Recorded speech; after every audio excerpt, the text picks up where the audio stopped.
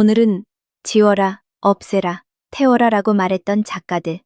그러나 끝내 지워지지 않고 우리 앞에 돌아온 페이지들에 대한 이야기를 천천히 따라가 보겠습니다. 1896년 프랑스의 덜문 작가 마르셀 프루스트는 즐거움과 나날들이라는 호화로운 첫 책을 출간합니다.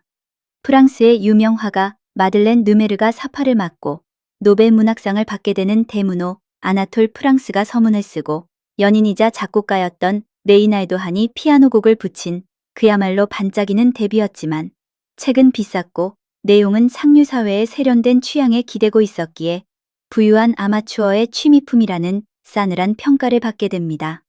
그러던 중 1897년 비평가 장 로랭이 프루스트의 책과 사생활을 조롱하는 글을 신문에 싣자 프루스트는 분노 끝에 장 로랭에게 결투를 신청하고 파리 근교숲에서 권총을 들고 마주서지만 두 사람 모두 상대를 마치지 못한 채 결투는 허무하게 끝납니다. 화려한 장식으로 둘러싸인 첫 작품, 차가운 반응, 그리고 결투 사건까지 겹치며 프루스트는 마음 깊은 곳에서 이렇게 느끼게 됩니다. 내가 정말로 쓰고 싶은 글은 이게 아니다. 그는 이후 훨씬 더 큰 스케일의 작업에 몰두합니다. 바로 잃어버린 시간을 찾아서로 이어지게 될 자신의 세계를 예비하는 장편, 장상퇴유입니다. 1890년대 후반에 쓰인 이 소설은 한 청년이 작가가 되어가는 과정과 상류사회, 기억과 강정의 미세한 떨림을 다뤘지만 정작 프루스트 본인은 작품이 충분히 통일되지 못했고 자신이 꿈꾸는 새로운 형식과도 어긋난다고 느꼈습니다. 그리고 그는 놀랄 만큼 과감한 행동을 합니다. 원고를 찢어버린 뒤 그 갈갈이 찢긴 페이지들을 상자에 차곡차곡 집어넣고 사람들의 눈에서 완전히 치워버린 것입니다. 작가 스스로는 지워버렸다고 생각했을지 모르지만 결정적인 순간에 그는 그 종이를 태워버리지 않았습니다.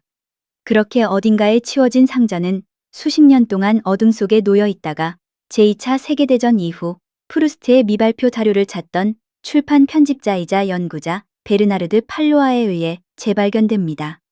상자 안에는 900쪽에 가까운 방대한 프랑스어 초고가 잠들어 있었고 그게 바로 미완의 장편 장상퇴유였습니다. 1952년 프루스트가 세상을 떠난 지 30년이 넘어서야 이 작품은 세상의 처음 모습을 드러냅니다. 문단은 술렁이었습니다. 잃어버린 시간을 찾아서라는 거대한 대하소설의 시약과도 같은 구조, 테마, 인물의 그림자가 이미 이 초고 속에 거의 다 들어있었기 때문입니다.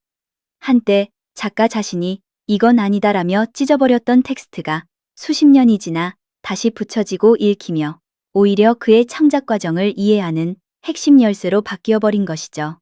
프루스트는 지우고 싶었지만 완전히 지우지 못한 사람, 그러니까 종이는 찢었지만 불 속에 던져넣지는 않은 사람이었습니다. 그 작은 망설임 하나가 우리에게는 또 한 권의 책과 한 세계를 통째로 선물해준 셈입니다. 장면을 바꿔 이번에는 러시아 출신으로 영어권 문학을 뒤흔든 블라디미르 나보코프로가 보겠습니다. 롤리타와 페이파이어로 유명한 나보코프는 소설을 쓸 때 작은 인덱스 카드에 문장을 적어두고 그 카드들을 이리저리 섞으며 구조를 만들어가는 독특한 방식을 썼던 작가로도 잘 알려져 있습니다.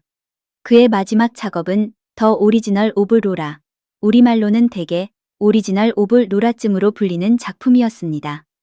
그는 경상에 누워서도 인덱스 카드 위에 문장을 적어나가다가 1977년 세상을 떠날 때까지 138장의 카드를 남깁니다. 흥미롭게도 이 작품에는 Dying is fun, 죽는 건 재미있다는 도발적인 부제가 붙어 있습니다. 제목과 부제에서 짐작되듯 이 소설은 죽음, 자기 소멸, 몸과 존재를 지워버리고자 하는 욕망을 집요하게 파고드는 이야기였고 나보코프는 끝내 이 작품을 완성하지 못할 것임을 스스로 알고 있었습니다. 그래서 그는 유언처럼 말합니다. 내가 죽으면 이 카드들을 태워 없애달라. 프루스트가 원고를 찢어 상자에 넣었다면 나보코프는 자신의 인덱스 카드를 아예 불 속으로 던져버려 달라고 요청한 셈입니다.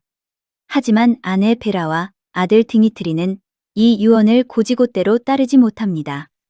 138장의 카드는 스위스 은행 금고에 보관되며 오랜 세월 잠들어 있고 아들 디미트리는 그 카드들을 태워야 할지, 세상에 보여야 할지 사이에서 수십 년 동안 고민을 거듭합니다. 그 사이 독자와 비평가들 사이에서는 논쟁이 커졌습니다. 미완성 원고를 출간하는 것이 아버지의 완벽주의와 자존심을 배신하는 일이라는 주장과 천재가 남긴 미완성 문장 한 줄이라도 인류 문화의 일부로 남겨야 한다는 주장이 팽팽히 맞섰습니다. 결국 디미트리는 결단을 내립니다.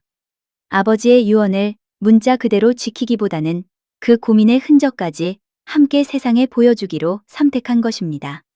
2009년 나보코프의 미완성 원고는 더 오리지널 오브 로라, 다잉 이즈 펀 라는 제목으로 출간됩니다.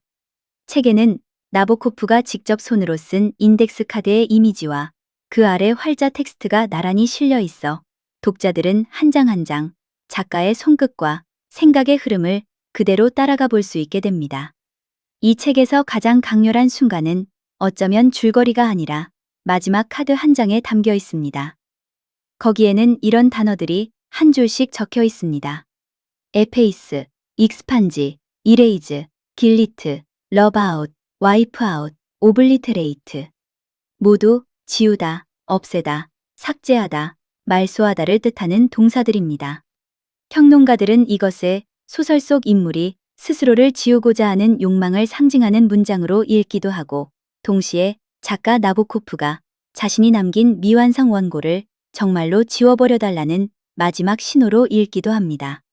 분명한 것은 그가 태워달라고 말했음에도 불구하고 가족과 독자들은 끝내 그 요청에 전적으로 동의하지 않았고, 그 결과 우리는 지금도 이 카드들을, 이 단어들을, 이 미완성 문장을 읽고 있다는 사실입니다.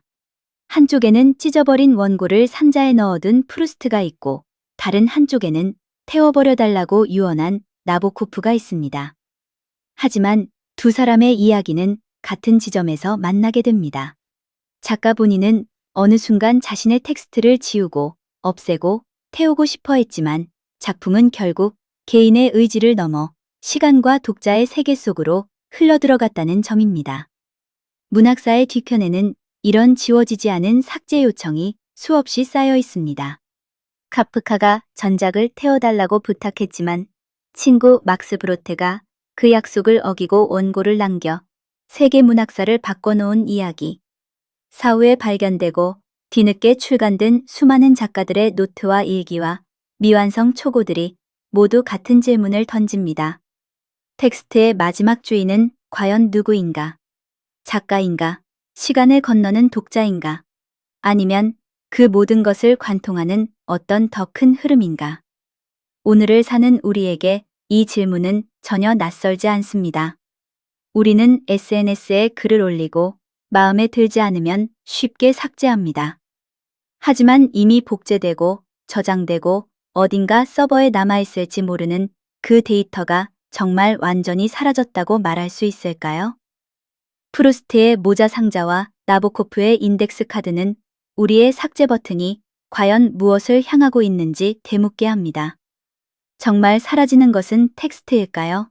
아니면 그 텍스트를 지우려 했던 그때의 나 자신, 그 불안과 부끄러움과 두려움일까요? 찢겨진 프루스트의 원고는 결국 한 권의 책으로 다시 엮였고, 태워달라던 나보코프의 카드는 한 페이지 한 페이지 사진으로 인쇄되어 전 세계 독자 앞에 펼쳐졌습니다. 작가가 가장 숨기고 싶어 했던 문장들, 가장 부끄럽게 여겼던 흔적들이 오히려 우리에게 가장 많은 것을 말해주는 텍스트가 되어 돌아온 셈입니다. 다음에 우리가 어떤 글을 쓰고 또 지우려 할 때 프루스트의 상자와 나보코프의 카드를 한번 떠올려 보면 어떨까요? 삭제의 순간에야 비로소 드러나는 문장들의 얼굴, 지워지지 않는 페이지들의 운명. 그 사이에서 우리가 어떤 선택을 하는지, 그것이 곧 우리 각자의 이야기가 될지도 모릅니다. 감사합니다.